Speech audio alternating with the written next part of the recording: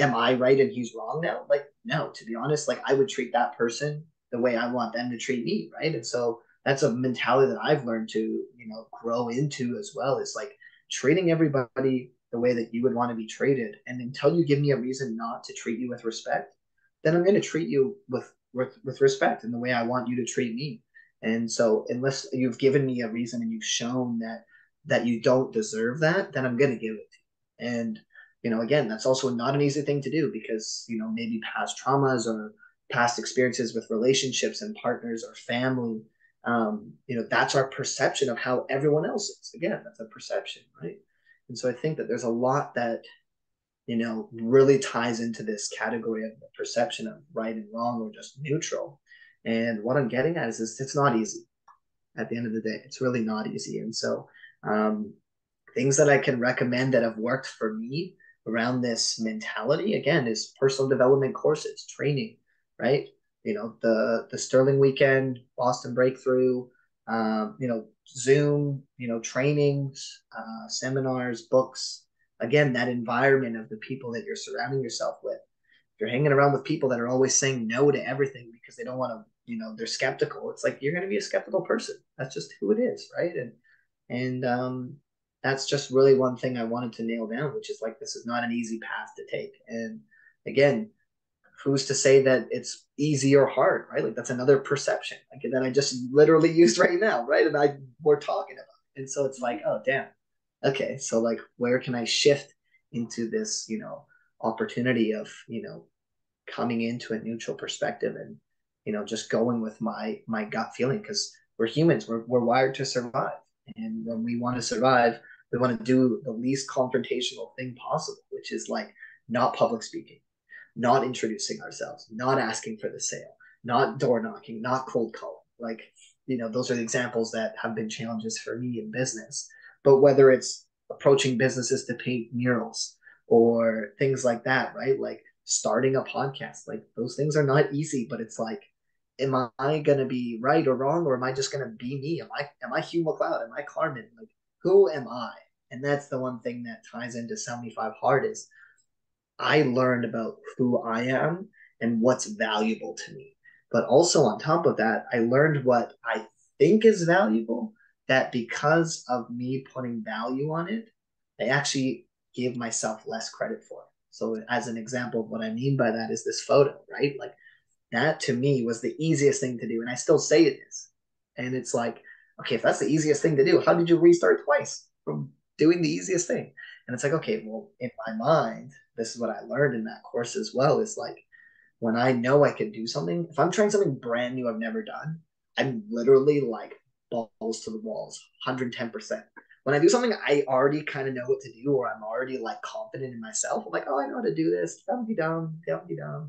Whereas like I have no idea what I'm doing. I'm like, oh shit, I don't know what I'm doing. I don't want to fuck this up. And then I just like Mm. go, right? There's no time to think. It's just go, right? And so that's definitely an ongoing process all the time. And so, if I can give one piece of advice that works for me, is just keep getting around those people that think that way, that operate that way. And, again, social media is a big consumer of everyone's lives, right? So it's like, okay, what am I watching before bed? Am I watching somebody that's throwing water balloons at strangers for no reason and just laughing? Or am I listening to like podcasts like Carmen's and like Andy Frisella and people that are actually teaching me things to take out into the real world. So I think that there's always this revolving door of more to do. And there's a fine line between not getting overwhelmed and being able to take action as well, because at the end of the day, there's always more to do. So that in mind as well, that comes up is, you know, sometimes you need to take a step back. Hey, be like, hey man, like if you're driving down the highway 110 miles an hour, you blow your tire out, like you've got to literally come to a complete 0 kilometer stop.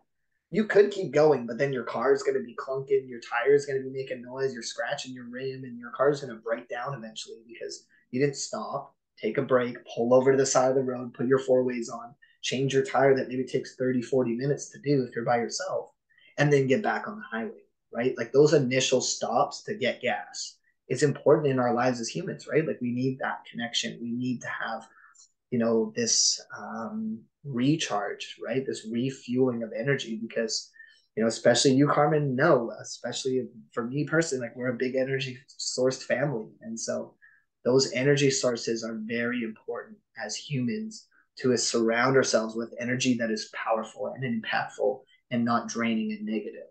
Mhm. Yeah, 100%, 100%. I really, that's a good segue because I really wanted to, you told me about some what has changed for you through 75 hard. Yeah, And I'm really curious I want to get a little bit deeper into that. Like sure. specifically, what is it that you think would be the biggest change that you see in yourself out of everything that has happened over the last few years? Yeah, that's a really good question, Carmen. And thing I love about great questions is you can ask the exact same question to two different people and get two completely different results, but it's the same question, right? And so that kind of ties into this like perspective of neutral and right and wrong, right? So it's a good question, and I think the biggest impact that it taught me through 75 hard is, oh my gosh, I mean, there's so many that are popping into my brain right now, but I think like the biggest impact it made on my life. Wow. I think the biggest thing really is about my respect for myself, to be completely honest. I had an experience prior up until recently that, halfway through basically learning about this in BBA course as well, but coming from 75 hard that I didn't really tap into as much as I know now is like how much I would be negative to myself, would be hard on myself, right? And I think that the 75 hard really taught me about the respect that I'm earning for me, right? I'm not doing 75 hard for anyone Oh, sorry, 1 second. else, right? If I was, I would be not doing this for anyone else. What's that? Oh, no, sorry. It was cutting out for a minute, but you're good now.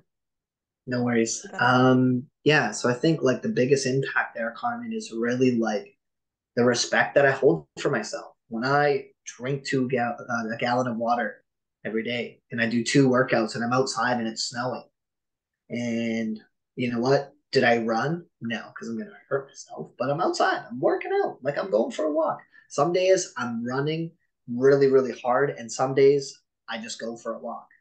Right. So that is up to my discretion. Another thing around restarting from a photo, like that built confidence in who I am as a human being, because nobody would have known if I just continued the challenge and finished at day 55 to 75 or restarted. Either option, no one would know the difference except for me. And so that allowed me to be like, holy shit, you have earned your own self respect. Because growing up as a kid, personally, I didn't respect myself. I didn't really respect myself. I didn't think much of myself. I didn't think I was a good person. I wouldn't say I was a bad person. And I wasn't like, like semi depressed or anything. But, there's definitely times where you go in this rabbit hole of like, you're not a good person. And that's just for me, person. And so the thing I learned about 75 hard and the thing that impacted me the most is like, hey, you know what? Did I close a transaction? Did I close a deal today? No. And I'd be like, shit, I didn't make any money. I work on commission. So if I don't make a sale, I don't, make money. And so there's certain things that would come into my life and these little monkeys that would creep in and say, hey, Hugh, you didn't do this, you didn't do that. And it's like, okay, whoa, whoa, whoa, whoa, Hugh, like just take a step back for a second. Let's pull off to the side of that road and change that tire. Okay, yeah, your tire's flat. Maybe you didn't close a deal, but you did your workout. You followed a diet. You didn't drink any alcohol. You did two workouts, one outside, right? You took your photo. You ate healthy. And that allowed that compounding effect, like you said, Carmen, to build up over time. And when that starts to build up, you start to empower yourself because when those monkeys come in, which you and I both know, they happen probably almost every day. Maybe not every day, but maybe once a week or once a month. Or as maybe you're higher up in the business spectrum, and maybe it's once a year that you have an off day. But everyone has them. And the thing is for me, it was happening every day, all the time. Whereas when I started challenging myself and putting myself in awkward positions to, you know, do better and learn about, that growth for myself was like, hey, you know what, Hugh? You did what you said you were going to do. And that's okay. If you didn't do this and you didn't get what you wanted, you didn't make a sale, or you didn't ask that girl for her phone number. But it's like, you know what, dude? Like, I'm working on myself. And, that importance of me keeping my word to myself is what's going to drive me again tomorrow. It's going to allow me to wake up and go to the gym in the morning. It's going to allow me to eat healthy again tomorrow because I didn't eat any candy tonight. And so it's like, there's this good saying, and I'm probably not saying it correctly, or the way that it was, or the way I heard it, but it was something along the lines of, um, the way that, again, that perspective you were talking about, which is like, how can I be better than I was yesterday? Because I know that in 20 years from now, I want to be a millionaire. I want to drive fast cars. I want to have a great family. I want to have a fantastic wife and kids, and this and that and this and that. And it's like this never ending like vision of success. But it's like, okay, well, I can't just get there today, right? Like today, I'm not just gonna like get $1 million on my lap, right? And some people do get that. Some people win, the lottery or whatever. But those skills, those mistakes, like you mentioned earlier, Carmen, are what allow us to learn those skills and those tools to then use that wealth, use that creativity, use that mindset to not only help myself but help others, right? Like if I won $1 million and I didn't have a family or didn't have kids or I didn't have this mentality, I'd probably go party for the next 6 weeks in Whistler and throw all my money at the casino or whatever, right? Like I'm just using that as an example, but there's so many things that I learned from this challenge, Carmen, but I think that that is the biggest impact around how I treat myself. Because again, whether it's 75 hard, or it's not drinking, or it's not smoking weed, or it's maybe just not drinking during the week, right? Like it's a compounding effect that I learned over time of doing this challenge, that when I would beat the challenge and be successful at completing my tasks, I would wake up the next day and be like, oh, okay, well, for a prime example, today is only day 3 for me. I started on January 2nd and I've already restarted twice. And tomorrow's day 4. But I know that the first 2 days were really hard. I didn't want to work out. I did my first workout outdoors at like 4 p.m. yesterday, and I did my second workout at like 10 o'clock. And it was crazy. But it's like, but today I'm not feeling that way. Today I went and did my workout at 9 a.m. I've already done my second workout before this podcast episode. And it's like, okay, but yesterday I did my workouts in the evening. So it's like, how can I be better than I was yesterday? And because, there's a good saying of like, if I can improve 1% every day, by the end of the year, I've increased my value to me as a person and how I choose to perceive myself. If I do 1% every day, by the end of the year, that's 365% increase in value that I give myself, let alone for 75 days, right? That's just 1% of one thing. Now, if you hit, all these other things that you're adding on 2 workouts, water, reading, like before doing 75 hard, I have never in my entire life read a book from start to finish in its entirety until I did 75 hard. Ever. Even when we went to school, like we were homeschooled, and then I went to high school in 10, 11, 12. Even in high school, I was like bullshitting, copying their notes, this and that. And I never actually read a book in its entirety until I did 75 hard. And it's like, wow, that is super impactful for me.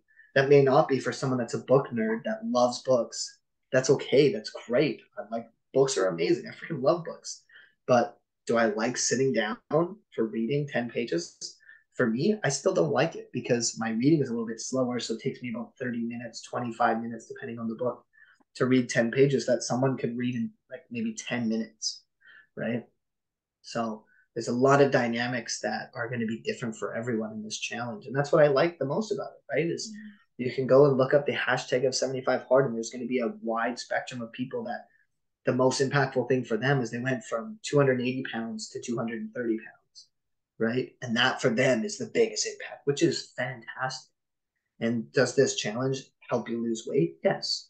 But is that the primary focus of it? No, not at all. And that's the thing I like most about it, is it gives you the opportunity to figure out what's in your life that you want to work on, and that your blind sides aren't letting you see, right? Like you're going through your life like this, and I can't see what color the walls are unless I look at the screen.